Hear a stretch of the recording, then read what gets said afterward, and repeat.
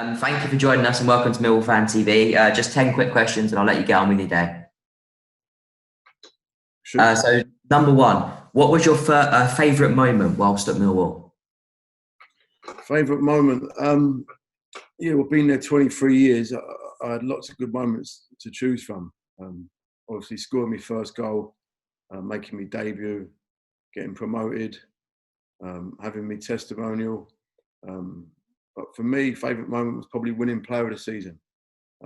Voted for by the fans, and you know what the fans can be like. They can be very, but they vote for you, and when they vote for you, and you get that collectedness from a team that got promoted that year, from the fans especially, it meant a lot to me. So that was my favourite moment, lifting that trophy and being presented to that trophy on the night of the awards that year. Yeah, that's a big achievement, especially with the fans. Question two, who was your favourite manager to play under and why? Because obviously you played under quite a few. Yeah, probably over 20 managers in my time there. But for me, I think I wrote about him up in my book. For me, Kenny Jackett. When Kenny came in, he taught me values and discipline and professionalism. He was a student to the game, and he really got me back on track as a manager and as a person. Kenny. So for me, yeah, Kenny, the time he was there, I learned a lot from him as a player and as a person. Taught me a lot. We had our fair share of disagreements and rows, as you do. But to this day, I think Kenny was the one that I'd say was the best since I've been there. Yeah, definitely a fan's favourite at Millwall. Obviously, at Millwall, we have probably, a couple main rivals, but we have a couple of lower sort of rivals. But who was your favourite team to play against and why? Well, I loved the derby games. Loved your Charltons, your West Ham games, Palace games. Always the derby games were brilliant. The one team that stood out for me where I loved going to play away from home was Leeds. Yeah. Leeds away was always a special atmosphere. My dad was a Leeds fan, funny enough, growing up. So I had that sort of rivalry with him. But playing Leeds away and the energy from the crowd, I mean, they had 40,000, 35,000 there. The energy from that crowd and the rivalry between Leeds, it always felt a really special place to go and play a game of football and with the atmosphere between the two sets of fans. So Leeds was fantastic. Yeah, definitely a game that I think every Millwall player looks forward to. Question four, how big a part does a packed den help Millwall players but also intimidate the opposition? Yeah, when it's packed, it is like they say it's like a 12-man, but the crowd creates an energy for the players. It gives you an extra energy because they're up in their seat. They demand work rate and aggression and blood, sweat and tears. When they've got that behind you, it intimidates not only the opposition for sure. It intimidates them. It's even intimidated some of our own players at times. Our own loan players we've had in. Players from, I remember one from Middlesbrough come in on left back. After a minute, he kicked one out and they called him something. And after that, he didn't want to. He couldn't get his game back on. So it can be an advantage to us for sure. And I think it showed that at times when there was no crowds in the last couple of months. I think Millwall at times dropped some points where they might have won them games had they had fans there. Big asset, big tool for the club, big weapon. And we used to thrive over it. I used to thrive over it as a player, the energy, the crowd. Especially days where you don't feel great and you need a lift. The crowd can really push you in, especially the last 20 of a game. Yeah, definitely. Question five, obviously, I think of you as a predominantly a right back, but did you enjoy playing in other positions as well?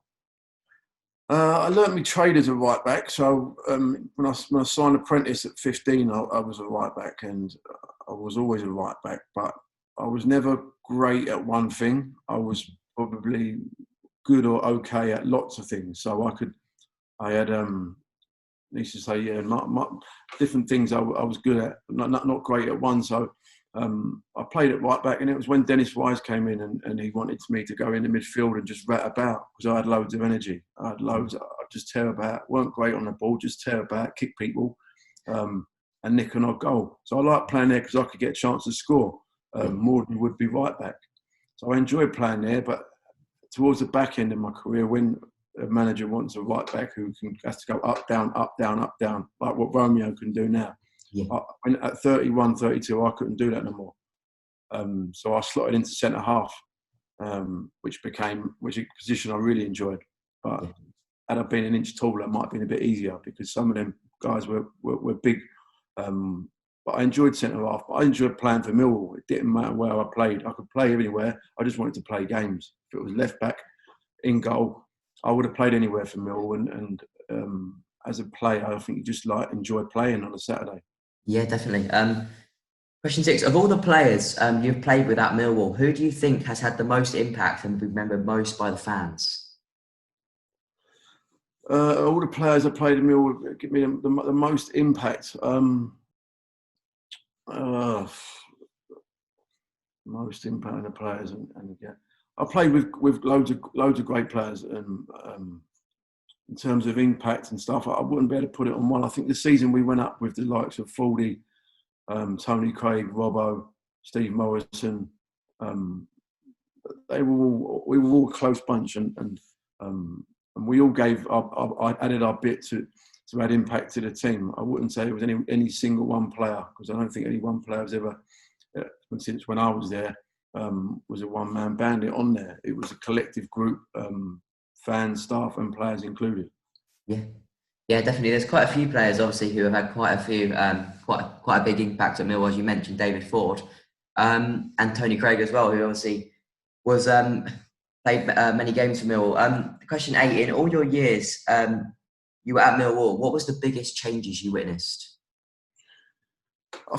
Changes. Well, obviously managers. I must have had 20, 23, 24 managers since my time there. So managers was changes. I'd say hundreds and hundreds of different players coming through.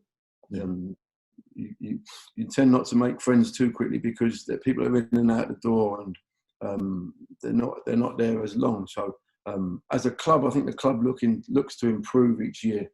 I think obviously with John Bells and Trevor Keys, Steve Conn and the board, every year the club wants to improve and get better and make yourself better, and whether that's stadium or training ground.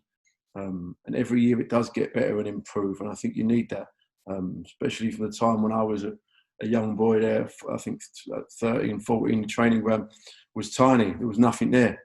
And each year it's got bigger, and they've extended the gym, the kitchen area, the pitches are better, the equipment's better, the stadium's developed better. You see with the dugouts and the changing rooms and all the facilities they've got. So there was always changes each year, and every year they were trying to make improvements. Obviously, you were at the club for a long time. So when new players used to come in, how big a part did you play in trying to settle them in and welcome them to the team? Yeah, I think as a senior pro, when you become a senior pro and you get the young players coming in, like the Harry Kanes and the Ryan Masons and the young players we used to get from the Premier League clubs, you try and make them feel settled. You try and make them feel part of the club. We had lots of young players in there, and all you can do is pass on what the likes of Sean Dyche and Nethercott and all them boys used to pass on to me, and it was about discipline, values at the club, respect and manners, and what the club's about, the DNA of the club. What it is about it's a working man's club. It's about going out there and giving everything for your shirt, and you got to run through that player or run through that wall. You got to do it, and that's been Millwall for many years. Yeah, definitely. Next question. Obviously, talking a bit about Millwall supporters now. A lot of Millwall supporters, including me, think the referees are against Millwall. Did you, as a player, feel like this? This one, at the time I was at Millwall, I did at times. I felt they was inconsistent in their decisions. I've had some terrible decisions. Looking back on it now, I don't think it's personal at times. I think sometimes it's an intimidating place, Millwall, at times. And I think sometimes they make panic decisions because they think the game is bigger than what it is, and they make these panic decisions sometimes because they're at Millwall. I'm going to make a decision because it's at Millwall. I think sometimes the inexperienced ones do that. There were so many things I could go on about that happened, but I thought it was only Millwall, and then I come to Bromley, and we have similar times. We have had similar referees here who make similar mistakes and similar errors. So I think they're inconsistent. I think sometimes you get the odd one that maybe can make a decision based on it being Millwall, but I wouldn't say it's personal for most of them. Okay, good. That's good to know, because obviously Millwall supporters, In my opinion. yeah. Well, obviously you as well, yeah. Question 9: who was the biggest character in the changing room during your time at Millwall? Biggest characters. When we say characters, you've got different types of characters. You've got the funny characters. You've got who were like people like Paul Hubert. I mean, people know how funny he was. Character in the training ground, really funny. Jordan Stewart, another character. Mark Laird, who Kenny brought in, young lad. So they were like characters and funny characters. When you talk about characters on the pitch and leader characters, the likes of Kevin Muscat was a character at that era. And then you come into the year of 2009, 2010, that year. The big characters were like Fordy, Robbo, and like I said, Tony Craig, Steve Morrison, and they were the characters, and myself, of the team and the club. We were the characters in that. But like I said before, there was never any one person who was on their own. It was a collective group thing. The governors, I think Mike Calvin called us at the time. We were a group of men who demanded a lot out of each other. So you had a mix of some funny characters in there who were brilliant to have around a training ground, because you need them on days where it's tough. You need people who can come in and brighten your mood, like your Paul Huberts, Mark Laird, Jordan Stewart. They were characters in that sense, and they're also needed at times. Yeah, definitely. Last questions. What is your opinion on current Millwall manager Gary Rowett? Gary Rowett, really likeable guy, comes across really likeable. I've only ever I've met him a couple of times, played against his teams, scored against his team. So, but he comes across as someone you'd like to work with, someone you'd like to work for. Just comes across that aura, that energy of a really likeable guy. When I hear him on TV, I like how his teams play, how he sets up, and he just genuinely looks like a good, honest guy that suits Millwall and has done well since he's come in. Yeah, definitely. Well, thank you for joining us, Adam. That just about rounds everything up. Thank you for coming on to Millwall Fan TV. I appreciate that. And have a good rest of the day, and good luck for the future. Brilliant, Kai. Thanks for it. Take care. Good luck. All the best. Thank you.